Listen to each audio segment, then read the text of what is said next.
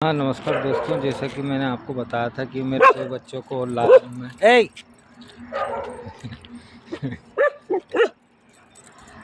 2 बच्चों को घुमाने लाया हूँ मैं। यहाँ पे चौकीदार आया हुआ है सीटी बजाते हुए कॉलोनी में, उस पर भौंक रहे हैं वो। चलो चलो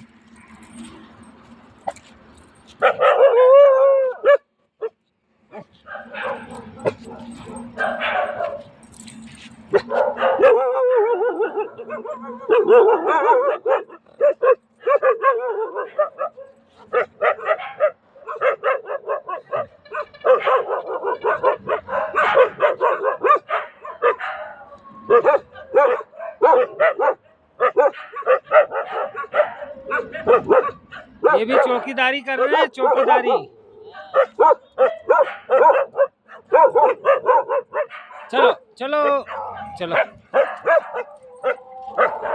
चलो चलो चलो चलो।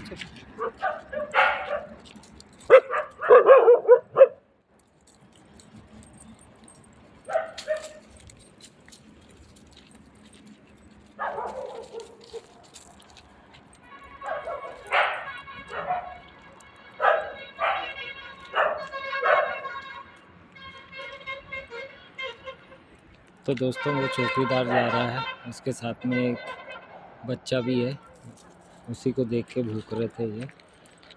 अब मैं इनको फ्रेश होने के लिए लाया हूँ बाहर, इन्होंने फ्रेश हो गए हैं। आपने सीटी की आवाज़ तो सुनी होगी।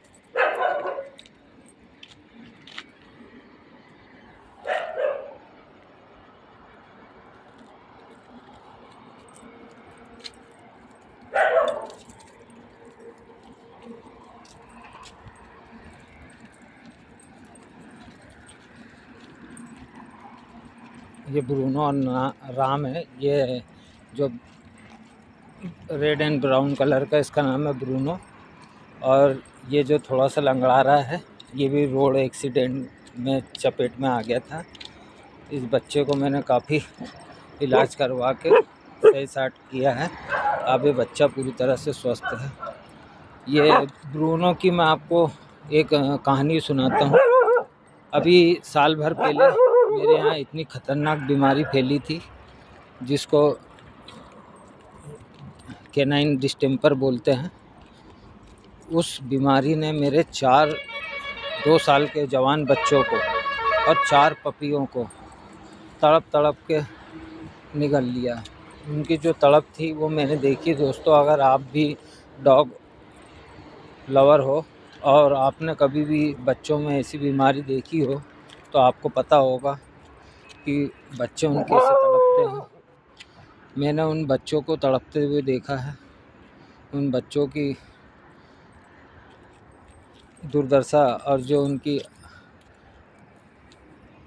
सहनशीलता मैंने देखी है, वास्तव में काबिल तारीफ़ है। अपन इंसान है, लेकिन अपन इतना संघर्ष नहीं। उन बच्चों को मैंने बहुत इलाज कराया, लेकिन उनको जीने की इतनी तमन्ना थी, लेकिन निर्दयी मौत को भी मेरे को ले जाती यार। वो जो मौत थी वो मेरे को ले जाती, क्योंकि मैं काफ़ी उस समय दुखी था, और मेरे को ले जाती तो अच्छा रहता। अब एक बात और है इसके अंदर, अगर वो मेरे को ले जाती तो बच्चों का पालन पोषण कौन करता, ये भी बात थी। बच्चे मेरी आंखों के सामने दम तोड़े हैं उन्होंने। 4 एडल्ट डॉग और 4 पपी बेचारे, जिनको मैंने रेस्क्यू करके घर पे लाया था। बहुत क्यूट बच्चे थे। मैंने उनकी पूर्व में 2 साल पहले कई वीडियो डाली है मैंने उनकी मेरे चैनल पे। आप उन बच्चों को देखते हैं, बहुत सुंदर बच्चे थे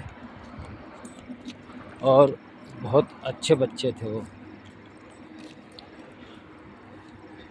लेकिन योनि को कौन रोक सकता है। और एक बात भी है दोस्तों, ये योनि बहुत ख़राब है। इस योनि में अगर कोई अच्छा पालक मिल गया तो ठीक है, नहीं तो बच्चों का जीना दुश्वार हो जाता है। बेचारे ऐसे तड़पते हैं, कोई पानी नहीं देता इनको, और ऊपर से पत्थर डंडे। किसी के घर में अगर छाँव में बैठ भी जाए बच्चे में, तो उन बच्चों को डंडा मार के भगा देते हैं लोग। मेरी इस कॉलोनी में भी कई ऐसे घर हैं जो ये बच्चों को पसंद नहीं करते हैं, इसलिए मजबूरी में मेरे को इन बच्चों को मेरे घर पर कून के रखना पड़ता है।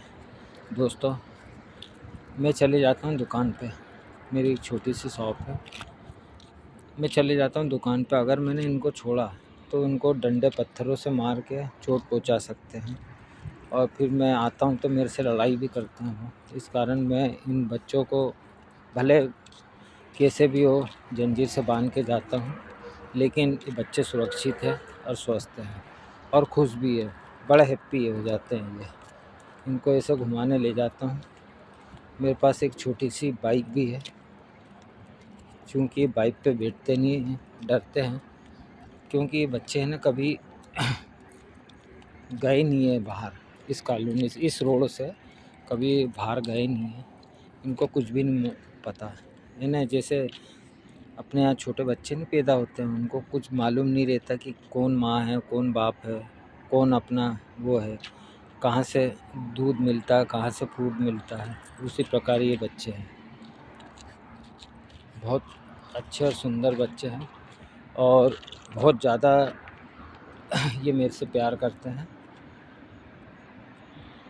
और इनके प्यार के कारण मैं आज ज़िंदा हूँ। आज भी मेरे को बहुत प्रताड़ना मिली है। मैं नवरात्र का उपवास रखा था, लेकिन मेरे को आज मेरे ही अपनों ने बहुत जलील करा है, अकारण मुझे बोला है। ठीक है दोस्तों, समय परिस्थितियाँ एक जैसी नहीं रहती है, फिर भी मैं किसी का बुरा नहीं चाहता हूँ, और ख़ासकर अपने बच्चों का, जो मेरे साथ में मेरे रक्त संबंधी हैं, मैं उनका कभी बुरा नहीं चाहूँगा। एक बार मैं तो पूरे संसार का बुरा नहीं चाहता हूँ दोस्तों, क्योंकि भगवान ने हम सबको इस कारण लाया है कि हम सब राज़ी खुशी से रह सकें। लेकिन कुछ ऐसी गलतफ़हमियाँ होती है दोस्तों, जिसको दूर करना असंभव सा प्रतीत होता है। उस गलतफ़हमियों का मैं शिकार हो गया हूँ। अब मैं अगला विज़िट आपको करके बताऊंगा कि कैसी कैसी गलतफ़हमियाँ हो गई थी, जो मेरे परिवार के प्यार के बीच में बाधा बनी है। अब दोस्तों, ये पर्सनल लाइफ है, लेकिन ये चीज़ तो भगवान भी जानते हैं कि कौन सच्चा है, कौन झूठा है।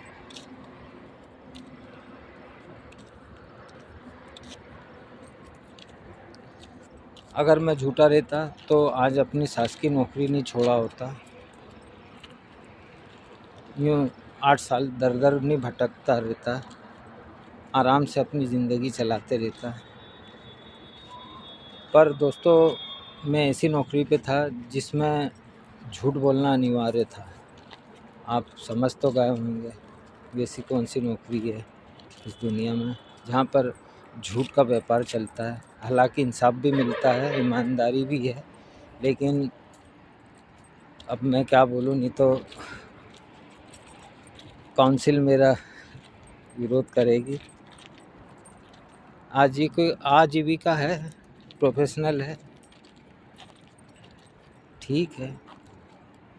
मैं भी LLB कर चुका हूँ, और अब मेरी कोई इच्छा नहीं है कि मैं वापसी उसी जगह जाऊं। पर दोस्तों, एक बात है कि दुख में जो मज़ा आता है और जो अपन संघर्ष करते हैं, उसका फल ज़रूर मिलता है।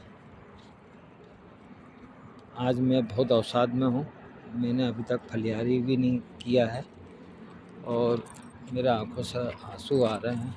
मेरा रोना जायज़ है, क्योंकि मैं प्रार्थना तो केवल भगवान से ही कर सकता हूँ, इंसानों से नहीं, क्योंकि इंसान तो अपने आप को पता नहीं क्या समझते हैं। ताली एक हाथ से नहीं बजती दोस्तों, दोनों हाथों से बजती है। जब तक आप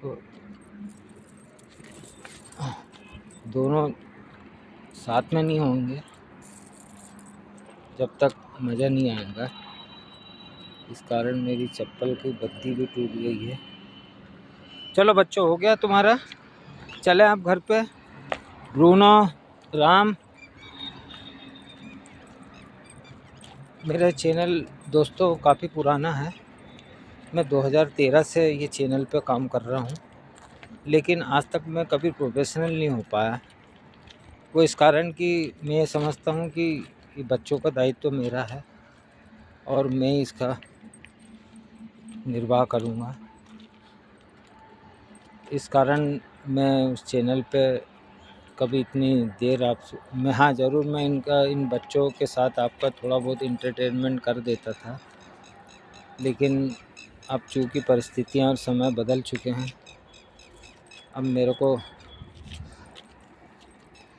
दोस्तों अब क्या बताऊँ मैं आपको, मेरे को इनके साथ रहना और इनकी बातों को आप तक पहुंचाने की जिम्मेदारी मेरे कंधे पे आई है। मैं इसलिए इसका निर्वाह कर रहा हूँ। तो दोस्तों, मैं आपसे अभी फ़िलहाल में अलविदा लेता हूँ और मेरा एक और बच्चा है जिसको मैं अभी घुमाने लाऊंगा। फिर मिलते हैं दोस्तों। जय माता दी।